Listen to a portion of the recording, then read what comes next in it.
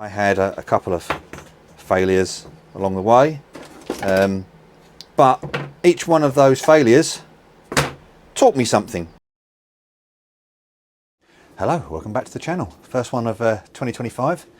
As you may be able to hear, and as you may be aware outside, don't know if you can see, we have every kind of weather. The last 48 hours we've had rain, snow, ice, hail, high winds, everything except sunshine. So you're not going to be playing with the car today.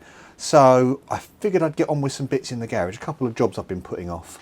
Now you should see behind me 3D printer and a load of mess. The mess is just kind of where I've been dumping stuff while I'm waiting to get on with the project. So I've got to tidy that up really. The 3D printer ideally is going to live in that corner of the workbench, and I've got an enclosure for it. So I think today I'm going to clear some space, get the enclosure built and start a print.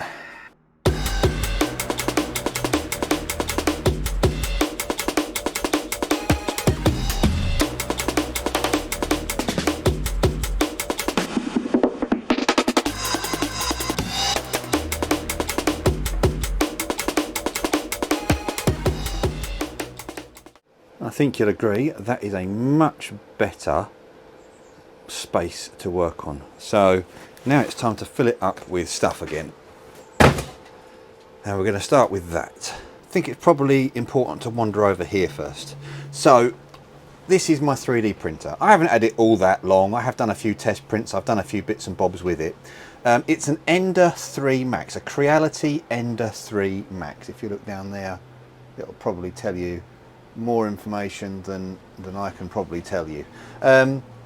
It's got a CR touch, which is a BL touch, whatever it is, the bed level touch sensor to make sure it knows where the bed is, and it's got twin screw Z axis, so you're not relying on friction of rollers and one screw to drive it up and down. You've got two and they stay in sync and wind the Z axis up and down.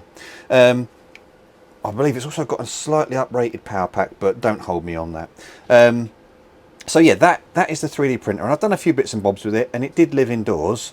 The issue with it living indoors is that the driver board makes a bit of noise. It's not really that much noise, it's mostly quiet, driving itself around. It's when the retraction happens on the filament, so it pushes the filament down, does what it needs to, and when it needs to stop and move around to a different position, it retracts that filament and it goes beep beep beep beep as it's doing little bits, and that beep beep noise drives me and the wife potty. So the decision was made that it's going to live in the garage, and I think it's a wise decision, because that constant sort of like beeping buzzing noise, it's too much for us.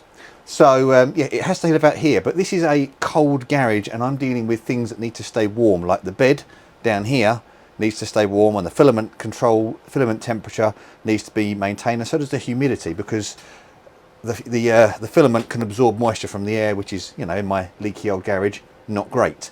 So this box here, that contains an enclosure. I hope it's big enough. I've measured the dimensions of the printer as roughly as you can, because there are bits of cables that move and stuff, and it's going to be tight. So let's get it set up and see. The enclosure I've gone for here, and this was a Christmas present and I kind of picked it out of a list of things. It said it would do the Ender 3 Plus, which I couldn't find in existence anywhere. So I assumed that the Plus was the max. And it's 55 wide, 65 deep and 75 tall, which, I mean, God, it's close. It's really tight with that. So I might have to make some adaptations to save on some width and stuff like that, but we'll see. Let's get this built. Whoa, hold us up there. Hold up. Wait a second. I haven't even told you why I've got a 3D printer. Let me show you quickly. Now you'll know I'm putting the BMW K motorbike engine or head into my car, and this little gap here, you can leave it open. Some people put coil on plug. I'm running a separate coil pack because one thing to change rather than four when it goes wrong. And there's this little cover. What's wrong with that, you ask? There's nothing wrong with that. The issue is, that's the back of the engine. This is the exhaust manifold, this is where the bulkhead goes, and the front of the car's over there, so that when you've got the BMW one on there, it's upside down. You're looking at it, open the bonnet up, and that's what you see, and the writing's upside down, and it kind of looks, it looks okay, but it just annoyed me. So I thought, you know what, I might be able to do something with that. And my brother had recently got himself a 3D printer. And I asked him about, you know, the design side of things, and he was kind of helpful with it. And when we started measuring up this to see whether it would print on his printer, it won't, because he's got the standard Ender 3, and it's got a 250 by 250 bed, which is not quite big enough. So I did a bit of digging and a bit of looking, and I stumbled upon the Ender 3 Max, which has a slightly bigger bed. Now when you look at the size of the Ender 3 bed, obviously it's not quite going to fit straight. It would be nice if it would.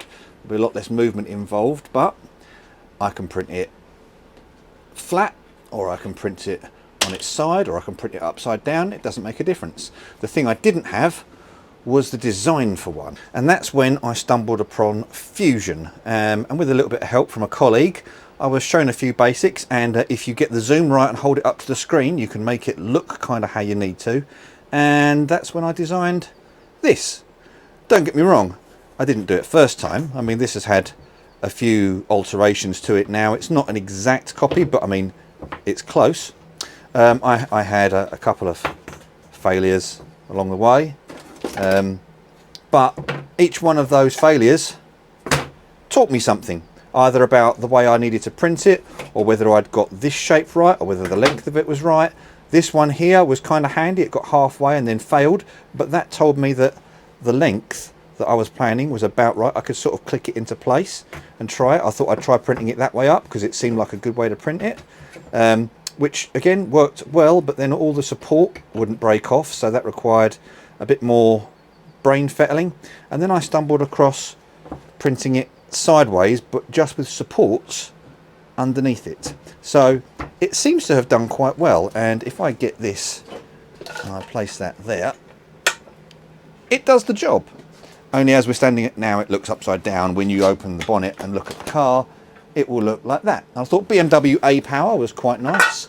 We've kept an element of the original, and we've added a little bit of tweak to it. Got the 3 lines, because obviously the BMW 3 lines thing was going on there. So yeah, that's why I got a 3D printer, and then that kind of led me down a road of 3D design things. So then I've come up with an enclosure for my dash to go on the steering column, and then I thought, well, I don't really like this part on the steering column because I'm not planning to have an ignition switch in the standard place, so why don't we go down the road of designing and making my own enclosure for the steering column and just have it mirror the two sides together rather than being different. So I've been a bit of a busy boy. Obviously there's been a few tweaks along the way and a couple of failures and things learned. Have to get the position of this screw right and how deep it goes, because that goes in and recesses here. So there's been a lot of learning along the way, but I'm getting there with this. So I have been beavering away on stuff in the background rather than putting it on videos. The thing I like most about the steering column is if I get the original one and I hold it next to it, and if I do this with one hand, it practically matches up, which, you know, for a hold it up against the screen and tweak it, I'm really pleased with that. So obviously I'll print off in a much better material. This is only even PLA. I'm gonna get this, what if I get together?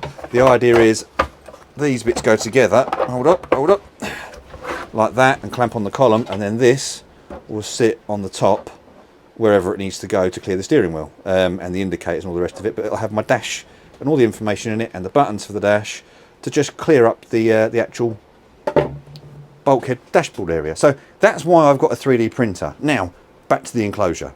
Okay, let's break this bad boy out, shall we? Hopefully it's a fairly simple build. Got the whole, I've got some instructions. It looks like the whole thing is kind of just thin plastic pipes and plastic joint. Maybe it's metal pipes. Maybe they're fiberglass. We'll find out. So we've got number 1, number 2, number 3. Don't need the box. Now we've got a load of inline joiners and a load of corner joiners. Don't need that. And we've got the case. Right, what do we say? Figure it out as we go along. Three-way pipe in the corners. You've got little. Let's get so you can see this. It's got the little pipes with the joiner in between, the longer pipes with the joiner in between. So you've got 2 small squares, 2 big squares, and then the corner pieces. So then I assume the frame goes inside. Hey presto, you've done it. Right, let's get this on a bit of time lapse.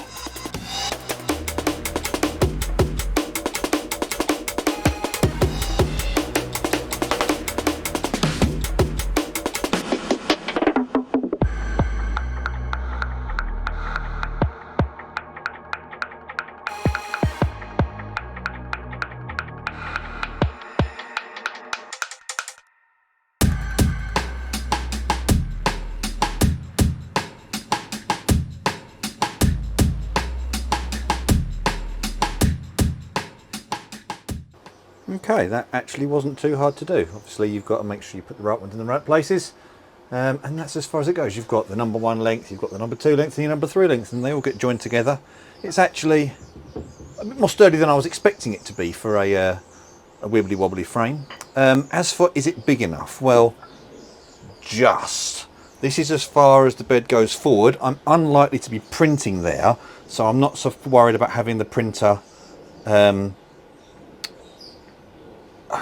you know, worrying about printing on this very back edge. I'm not going to be printing on this back edge here. So actually, could it come forward a little bit? Yes, it could. And that's going to help, because when you put it all the way to the back, the cable is a little bit pokey on the back. But again, it's flexible, so I'll make sure I've got it positioned as best I can. Width-wise, yeah, this cable here is going to be a bit tight, but you know what?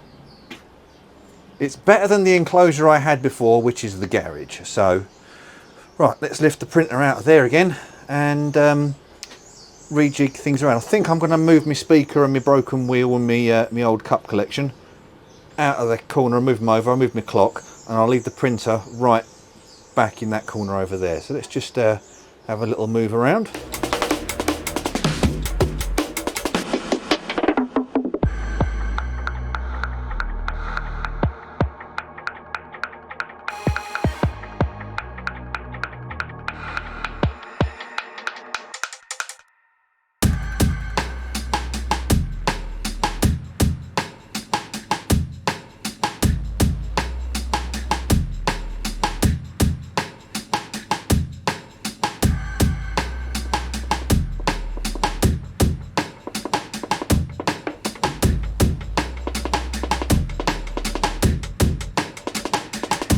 Here it is, monstrosity sitting in the corner of my workbench. I've actually lost quite a lot of space. Didn't realise I was actually using a printer that was that big, but yeah, it does make sense.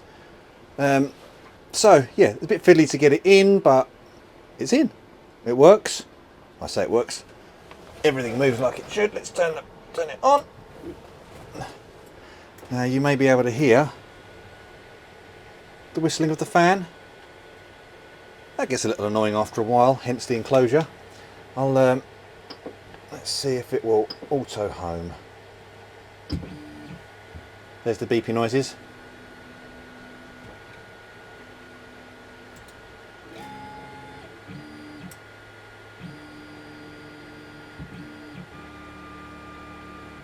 So what it's just done there's a micro switch here, so it goes all the way there. That's when it knows whereabouts this is.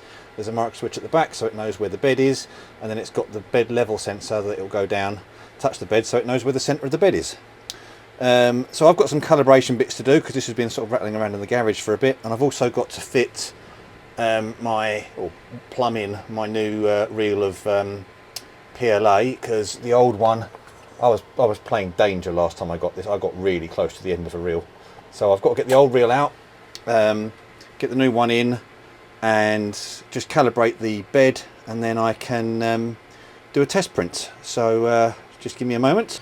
Okay, that was a bit of a nightmare, and I'll just quickly show you why. I think this is the filament that was at the end of the new reel, and I can bend it. It's, you know,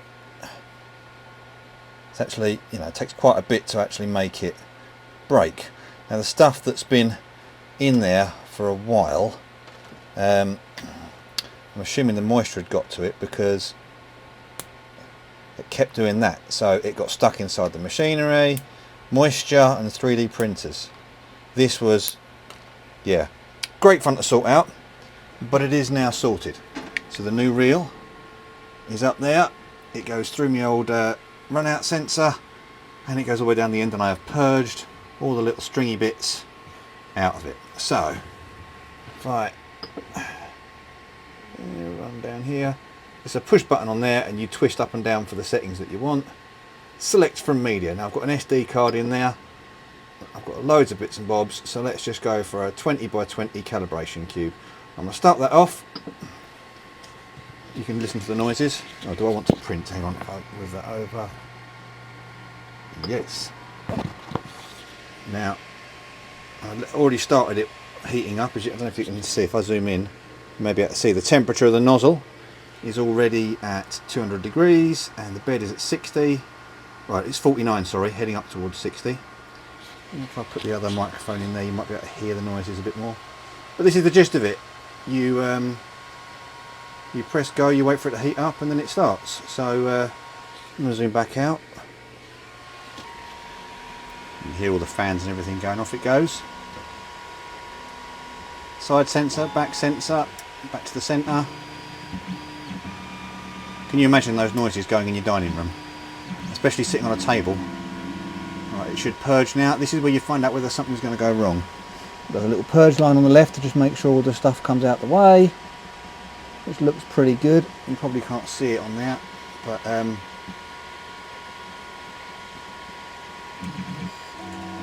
the noise can be a bit much. You can hear that beepy sound, can't you? So it now does a little rim around the outside on this one. It's like going back to the old dot matrix printer days. That's kind of how I view it. It's like a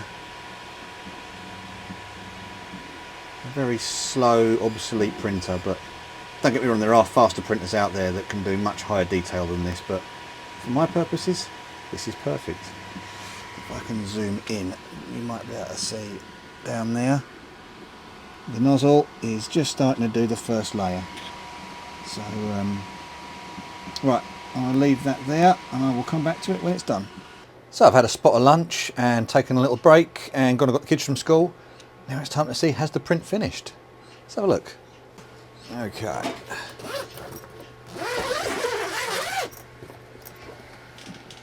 Woohoo! We have the cube. And how long did it take? Let's see, will it tell us?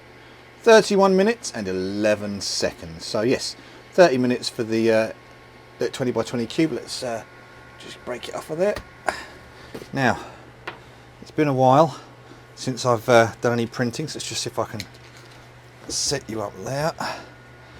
Let's see how accurate the 20 by 20 by 20 cube is, because these can be crazy accurate.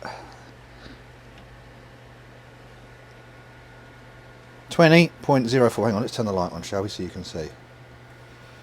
Yeah, 20.04, 20.06, 20.0, 20 exactly. So that's that dimension. The next dimension, exactly 20, and then the last one,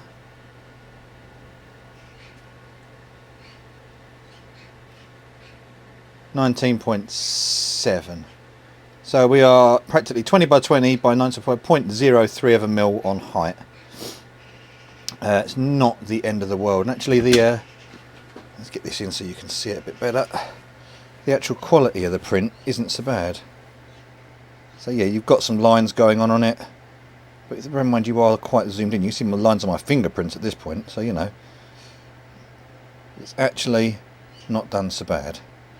So there's a few other settings I could adjust to get the quality a bit higher, but right now for my purposes that's all good. There's these peaky corners which I know is one setting, and there is a Z seam on it somewhere, which is the point at which it starts and finishes. Oh, that might be the Z seam actually.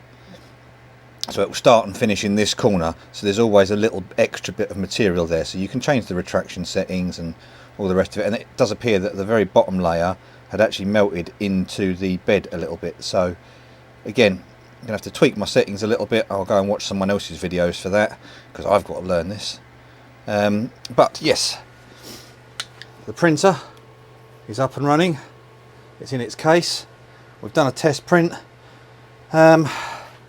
So I think that's where I'm going to leave today.